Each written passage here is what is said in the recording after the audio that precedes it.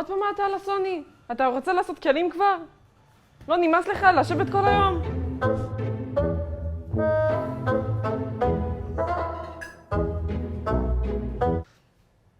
מה? מה עם הזבל?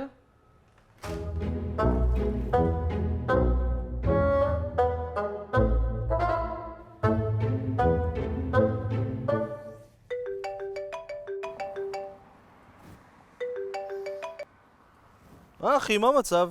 תקשיב, אני חייב לספר לך, האישה משגעת אותי. תעשה כלים, זרוק את הזבל, אין לי מנוחה אחת לעצמי, מה זה הדבר הזה? נו, מה הבעיה? טפטף לה שתתגרש ממך. מה זה? כל פעם שאתה בלילה, אתה רואה אותה בסיטואציה שהיא ישנה, טפטף לה באוזן שאתה רוצה להתגרש ממנה, זה ייכנס לה לתת מודע. זה רק את הרעיון. את רוצה להתגרש. את רוצה להתגרש. את רוצה להתגרש. נו מה, עוד פעם אתה בסוני? מה נסגר איתך? כמה פעמים אני צריכה להעיר לך? לזרוק את הזבל, לנקות את הכלים? מה נסגר איתך? די, נמאס לי, אני רוצה להתגרש. להתגרש? ההחלטה להתגרש אמורה להיות רק שלך, ללא התערבות של הבן זוג שלך ולא חברה שלך.